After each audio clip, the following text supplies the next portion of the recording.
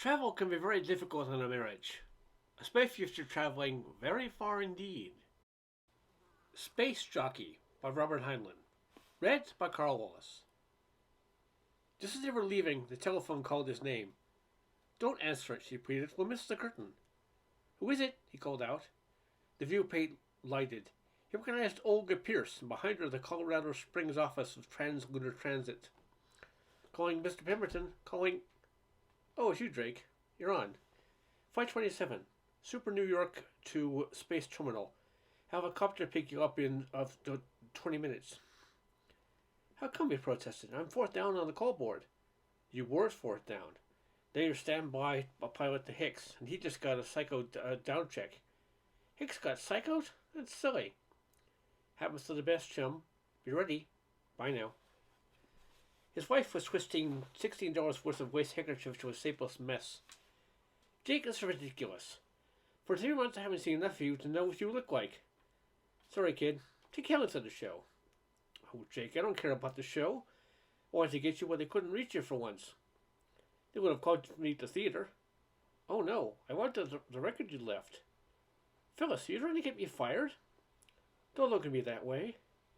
She waited, hoping he would speak, regarding the side issue and wondering how to tell him that her own fretfulness was caused not by just disappointment, but by gnawing worry for his safety every time he went into space. She went on desperately. You don't have to take this fight, darling. You better nurse less than a time with it. Please, Jake. He was peeling off his tux. I've told you 1,000 times. Pilot doesn't get a regular run by playing space war with the rule book. Wiping out my follow-up message. Why'd you do it, Phyllis? Trying to ground me? No, darling, but I thought just this once. Well, they offered me a flight. I take it. He walked swiftly out of the room. He came back 10 minutes later, dressed for space and apparently in good humor. He was whistling. He broke off when he saw her face and said to his mouth, Where's my coverall? I'll get it. Let me fix you something to eat. You know I can't take high acceleration on a full stomach. Why use $30 to lift another pound? Just as he was, in shorts, singlet, sandals, and pocket belt, he was already good for about minus 50 pounds in weight bonus. She started to tell him the weight penalty on a sandwich and a cup of coffee didn't matter to them. It was just one more possible cause for misunderstanding. Neither of them said much until the taxi cab clumped onto the roof. He kissed her goodbye and told her not to come outside. She obeyed until she heard the helicopter take off. Then she climbed to the roof and watched it out of sight. The traveling public gripes at the lack of direct Earth-to-Moon service, but it takes 3 types of rocket ships and 2 space station changes to make a fiddly quarter-million-mile jump for a good reason. Money. The Commerce Commission has set the charges for the present 3-stage lift from here to the moon at $30 a pound. Would direct service be cheaper? A ship designed to blast off from Earth, make an airless landing on the moon, return, and make an atmosphere landing, will be so cluttered up with heavy special equipment used only once on the trip, it cannot show a profit at $1,000 a pound. Imagine combining a ferry boat, a subway train, and an express elevator. So Translunar uses rocket space for catapulting, and wing for landing on Earth, to make the terrific lift from Earth to our satellite station, Super New York. The long window lap, from there to where Space Terminal circles the moon, calls for comfort, but no landing gear. The Flying Dutchman and the Philip Nolan never land. They were even assembled in space. They resemble winged rockets like the Sky Sprite and the Firefly, as little as a Pullman train resembles a parachute. The Moonbat and the Gremlin are good only for the jump from Space Terminal down to Luna.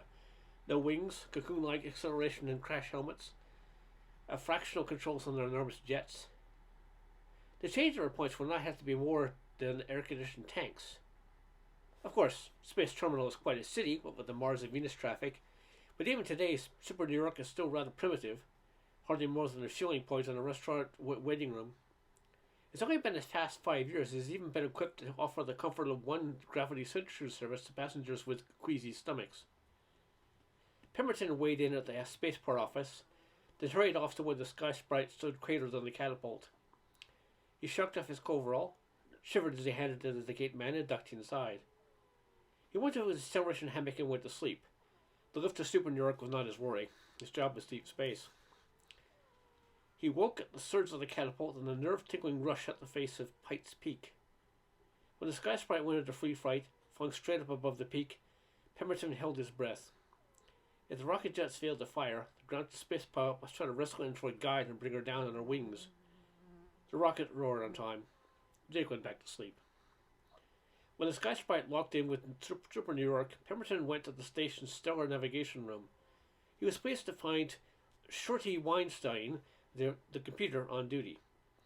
Jake trusted Shorty's computation. A good thing when your ship, your passengers, and your own skin depend thereon. Pemberton had to be a better than average mathematician himself in order to be a pilot.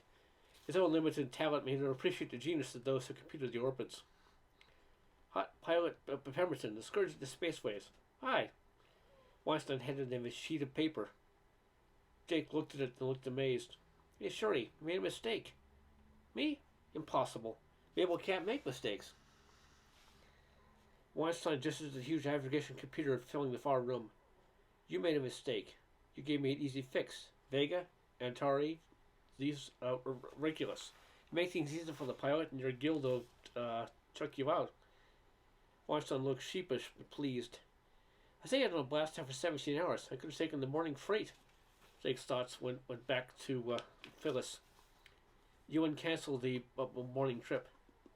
Oh. Jake shut up, for he knew Weinstein knew as little as he did. Perhaps the fight would have passed too close to an A-bomb rocket, circling the globe like a policeman. The General Staff of the Security Council did not give information about the top secrets guarding the peace of the planet. Pemberton shrugged. Well, if I'm asleep, call me 3 hours minus. Right, your tape will be ready. While he slept, the Flying Dutchman nosed gently into her ship, sealed the airlocks of the station, discharged passengers and freight from Luna City. When he woke, her holes were filling, her fuel replenished, and passengers boarding. He stopped by the post office radio desk, looking for a letter from Phyllis. Finding none, he told himself she would have had sent it to the terminal. He went to a restaurant, bought the facsimile a Herald Tribune, and settled down grimly to enjoy the comics and his breakfast. After reporting to the captain, he went to the control room, floating and pulling himself along by the hand grips. He buckled himself into the pilot's chair and started his check-off. Captain Kelly drifted in and took the other chair as Pemberton was finishing his checking runs in the ballistic tracker. Have a camel, Jake. I'll take a rain check. He continued. Kelly watched him with a slight frown.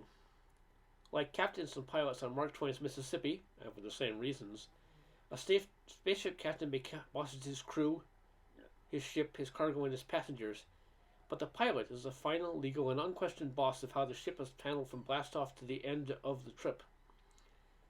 A captain may turn down a given pilot, nothing more. Kelly fingered a slip of paper tucked in his pouch and turned over his mind the words which the company psychiatrist on duty had handed to him. I've given this pilot clearance, Captain, but you need not accept it. Pemberton is a good man. What's wrong? The psychiatrist thought over what he observed while posing as a silly tourist bothering a stranger at breakfast. He's a little more antisocial than his past record shows. Something on his mind. Whatever it is, he can tolerate it for the present. Keep an eye on him. Kelly answered. You go along with him as pilot? If you wish. Don't bother. I'll take him. No need to lift a deadhead. Pemberton fed Weinstein's tape into the robot pilot, then turned to Kelly. Control ready, sir. Blast when ready, pilot. Kelly felt relieved when he heard himself make the irrevocable decision. Pemberton signaled the station to cast loose. The great ship was nudged out by an expanding pneumatic ram until she swam in space 1,000 feet away, secured by a single line. He turned the ship to his blast-off direction by causing a flywheel, mounted gimbals with the ship's center of gravity, to spin rapidly. The ship spun slowly in the opposite direction, by grace of Newton's third law of motion. Guided by the tape, the robot pilot tilted prisms of the pilot's periscope so that Vega, Antares, and Regulus would shine as one image when the ship was headed right. Pemberton nursed the ship to that heading, fussily. A mistake of 1 minute of arc here made 200 miles at destination. When the three images made a pinpoint, he stopped the freewheels and locked in the gyros. He checked the heading of his ship by direct observation of each of the stars, just as a saltwater skipper uses a sextant, but with incomparably more accurate instruments.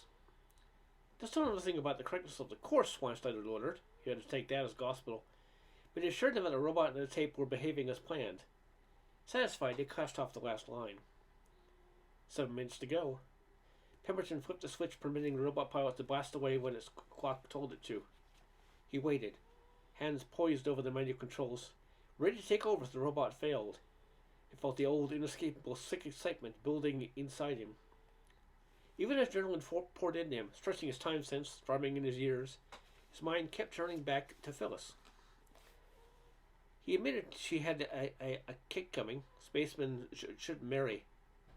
Not that she'd starve if he messed up a landing, but a gal doesn't want insurance. She wants a husband. Minus 6 minutes. If he got a regular run, she could live in space terminal. No good. I had a woman at space terminal went bad. Oh, Phyllis wouldn't become a tramp or a rum bum. She'd just go in bats. 5 minutes more. He didn't care much for space terminal himself, nor for space. The romance of interplanetary travel looked well in print, but he knew what it was. A job, monotony, no scenery, bursts of work, tedious waits, no home life. Why didn't he get a decent job and stay home nights? He knew, because he was a space jockey and too old to change. What chance does a 30-year-old married man use to important money to change his racket? 4 minutes. He looked good trying to sell helicopters on commission now, wouldn't he? Maybe he could buy a piece of irrigated land and be your age, chum. He knows as much about farming as a cow knows about Q brute. Now, he'd made his bed when he picked rockets during his training hitch. If he'd bucked for the electronics branch or taken a GI scholarship, too late now. Straight for the service into Harriman's lunar exploitations, hopping ore on Luna. That had torn it. How's it going, Doc? Kelly's voice was edgy. Minus 2 minutes, 7 seconds. Damnation. Kelly knew better than to talk to the pilot on minus time. He caught a last look through the periscope. Antares seemed to have drifted. He uncrossed the gyro, tilted and spun the flywheel, braked it savagely to a stop a moment later. The image was again a pinpoint. He could not explain what he did. It was virtuosity, exact juggling beyond textbook and classroom. 20 seconds.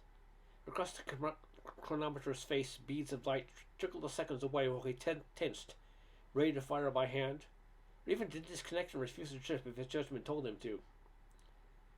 A too cautious decision might cause Lloyd's to cancel his bond.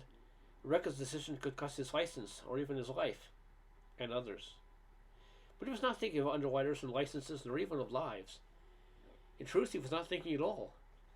He was feeling his ship, as if his nerve ends extended in every part of her. 5 seconds. The safety disconnect clicked out. 4 seconds. 3 seconds. 2 seconds. 1. He was stabbing at the hand fire button when the roar hit him. Kelly relaxed to the pseudo-gravity of the blast and watched. Pemberton was soberly busy, scanning dials, noting time, checking his progress by radar bounced off Super New York, Weinstein's figures, robot pilot, the ship itself. All were clicking together. Minutes later, the critical instant neared when the robot should cut the jets. Pemberton poised a finger over the hand cutoff while splitting his attention among radar scope, accelerometer, periscope, and chronometer. One instant they were roaring along in the jets. The next split second the ship was in free orbit, plunging silently towards the moon. So perfectly matched for human and robot that Pemberton himself did not know which had cut the power. He glanced again at the board and unbuckled. How about that cigarette, Captain? And you can let your passengers unstrap.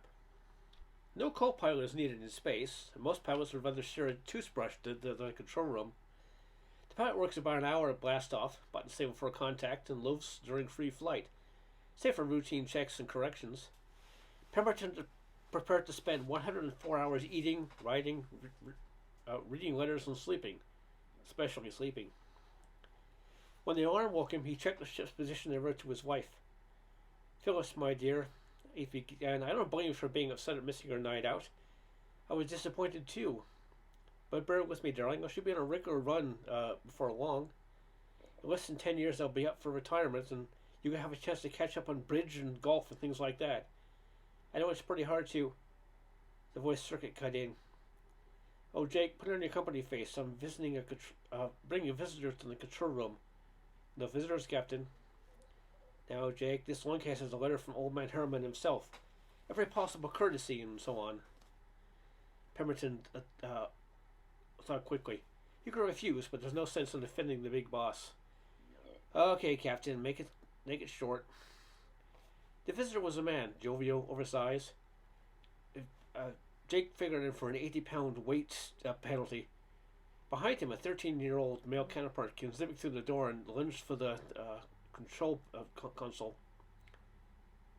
Pemberton snagged him by the arm and forced himself to speak pleasantly. Just hang on to that bracket, Dexter. I don't want you to bump your head. Let go of me. Pop, you better not let go. Kelly cut in. I think you'd best hang on, Judge. Oh, very well. Do as the captain says, Junior. Ah, gee, Pop. Judge Schott, this is First Pilot Pemberton, Kelly said rapidly. He'll show you around. Glad to know you, Pilot. What would you like to see, Judge? Jake said carefully. Oh, that isn't that. It's for the boy, his first trip. I'm an old space hand myself, probably more hours than half your crew. He laughed. Pemberton did not. It's not much to see in free flight. Quite all right. We'll just make ourselves at home. Hey, Captain? I want to sit in the control seat, Schott Jr. announced. Pemberton winced. Kelly said urgently, Jake, would you mind outlining the control system for the boy? Then we'll go. Pemberton grabbed him, steered him in the pilot's chair, and strapped him in. He then flipped the board's disconnect. What you doing? I cut off powers to the control so I can explain them. Ain't you gonna fire the jets? No. Jake started a rapid description of the use and purpose of each button, dial, switch, meter gimmick, and scope. Junior squirmed. How about meteors, he demanded. Oh, that. Maybe one collision in 500,000 Earth trips. Meteors are scarce. So what? So you hit the jackpot. You're in the soup. Not at all. The anti-collision radar guides all directions 500 miles out. If anything holds a steady burning for 3 seconds, a direct hookup starts the jets. First, a warning gong so everybody can grab something solid. Then 1 second later, boom. We get out of here fast. Judge Schott would like to know. From the corner of his eye, Jake saw the boy reach for the board. He turned, started to shout. Accelerator caught him while the jets roared in his ear. An old space hen can usually recover cat-like, an unexpected change from weightlessness to acceleration. But Jake was programming for the boy instead of for anchorage.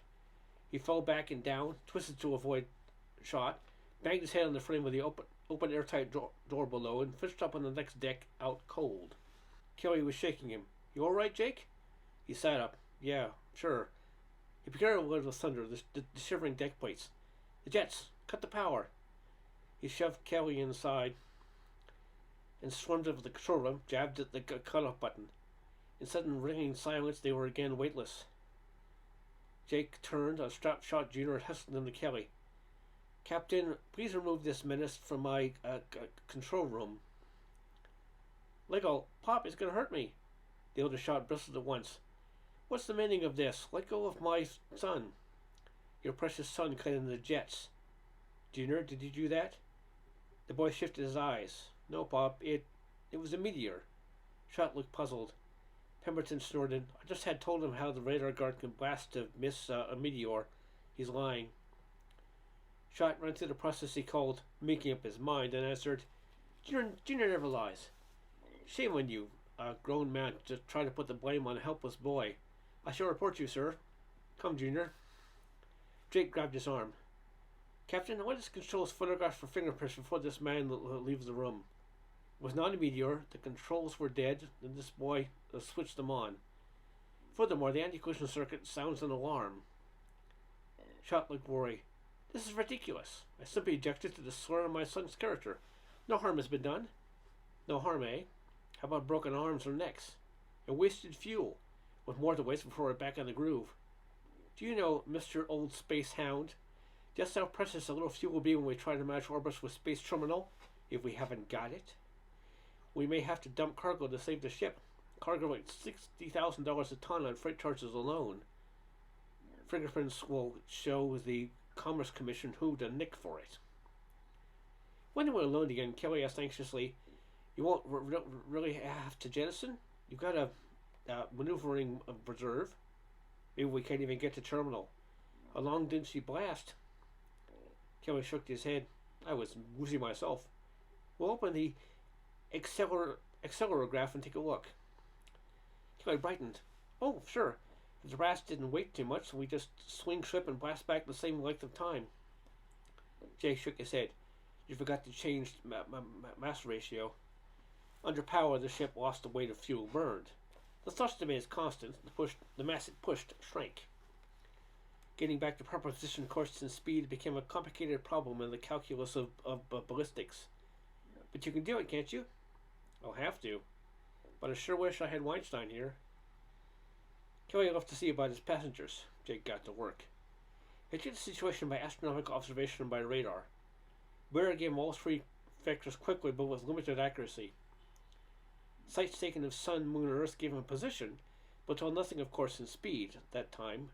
Nor could he afford to wait to take a second group of sights for the purpose.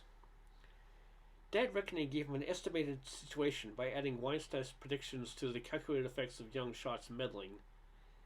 This checked very well with the radar and visual observations, but still he had no notion of whether or not he could get back in the groove and reach his destination. It was now necessary to calculate what it would take and whether or not the remaining fuel would be enough to break his speed and match orbits. In space, it does no good to reach your journey's end if you flash on past it miles per second, or even crawling along at a few hundred miles per hour. To catch an egg on a plate, don't bump. He started doggedly to work to calculate how to do it using the least fuel, but his little Martian electronic calculator was no match for the tons of IBM computer at Super New York, nor was he Weinstein.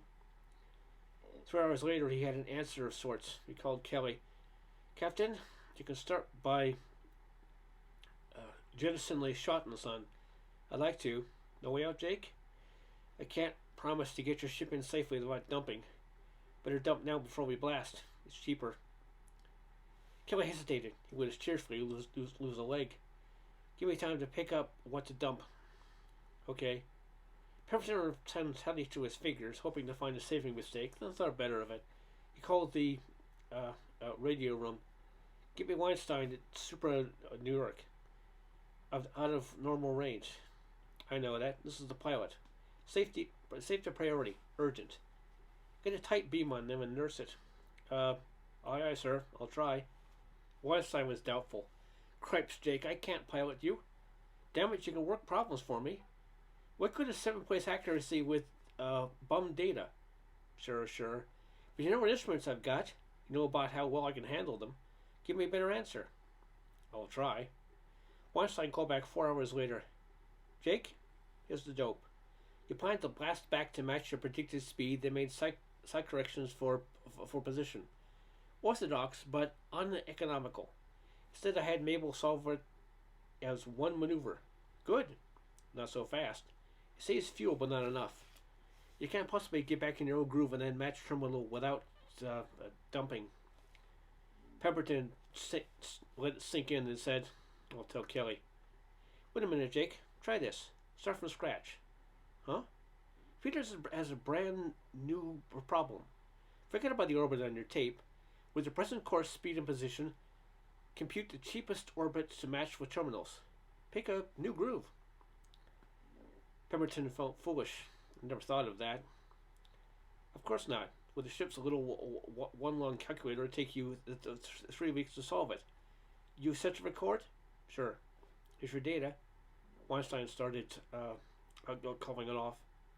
When they checked it, Jake said, "Did it get me there?" "Maybe.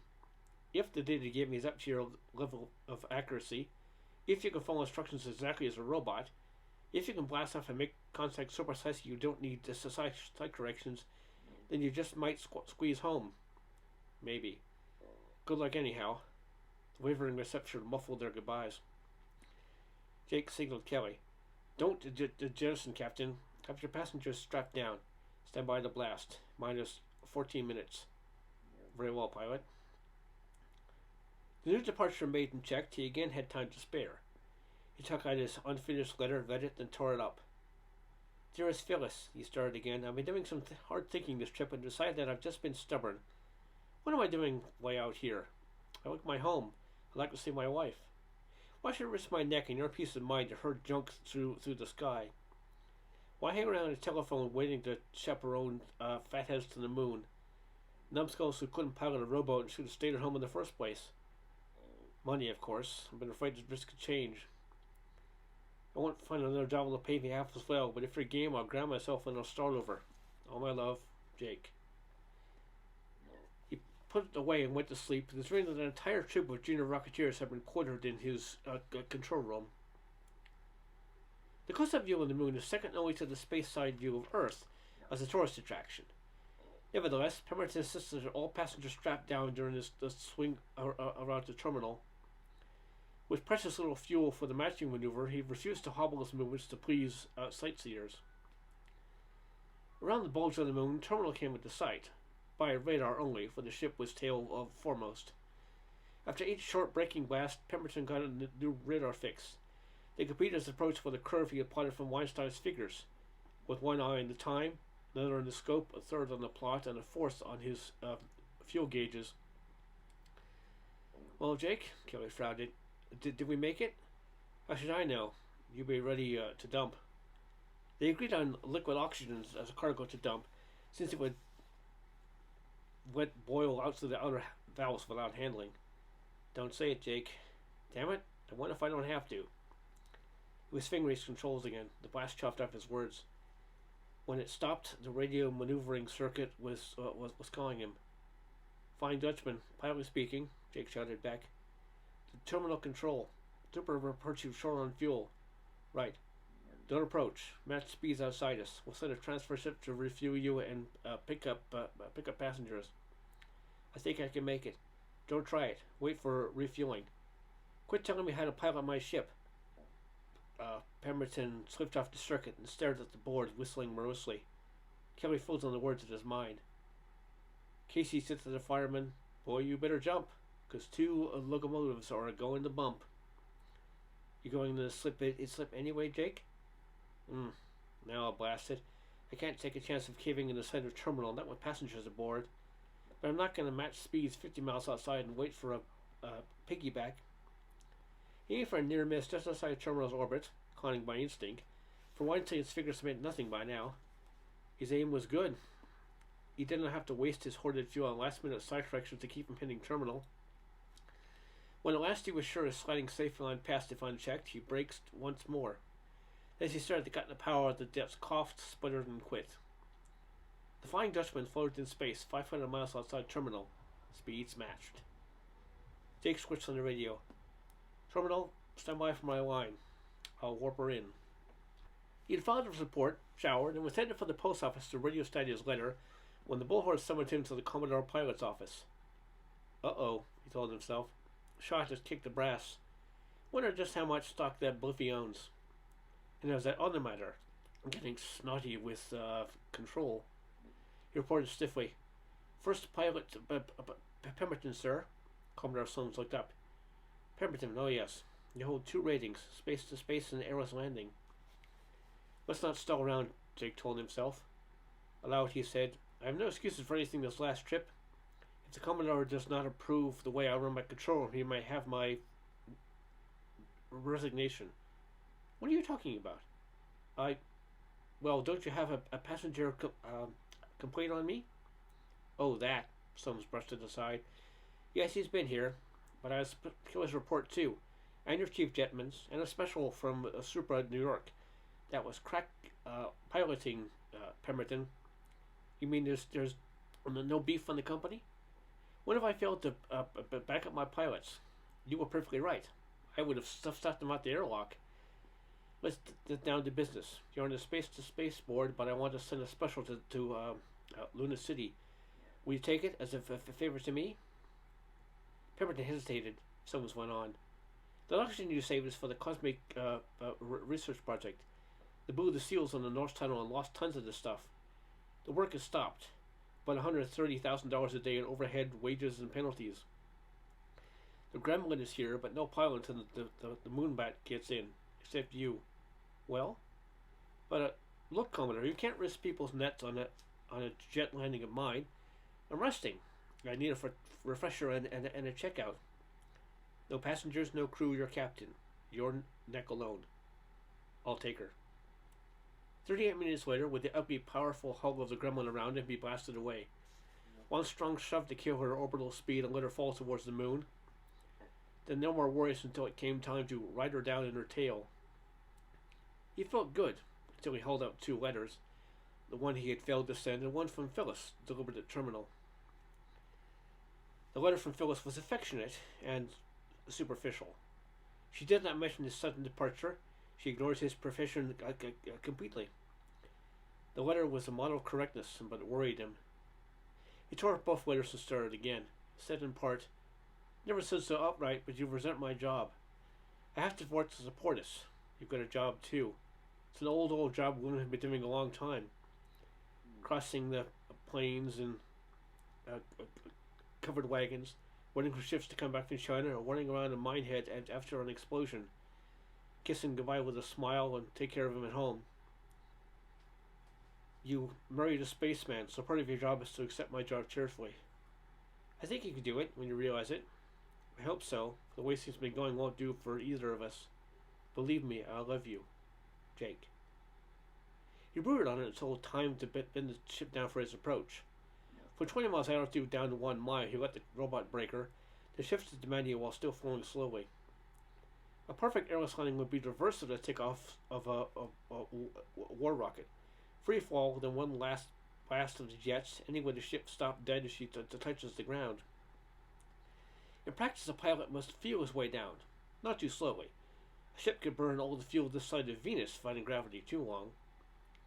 40 seconds later, falling a little more than 140 miles per hour, he picked up at his periscopes the 1,000-mile static towers. At 300 feet, he blasted 5 gravities for more than a second, cut it, and caught her with 1/6 gravity. Moon the normal blast. Slowly, he eased this off, feeling happy. The gremlin hovered, her bright jet splashed into the soil of the moon, then settled with dignity, the land without a jar. The ground crew took over. Sue ran about, jeeped Pemberton to the tunnel entrance. Inside Luna City, he found himself paged before he finished filing his report. When he took the call, someone smiled at him from the viewplate. "I saw that landing from the field pickup, Pemberton. You don't need a refresher course." Jake blushed. "Thank you, sir. Unless you are dead set on space to space, I can use you on the regular Luna City run. Quarters here or Luna City. Want it?" Heard himself saying, "Luna City. I'll take it." He tore up his 3rd letter as he walked into the Luna City post office. At the telephone desk, he spoke to a blonde in a blue moon suit. "Get me Mrs. Jake Pemberton, suburb 6403, Dodge City, Kansas, please." She looked him over. "You pilots sure spend money. Sometimes phone calls are cheap. Hurry it, will you?"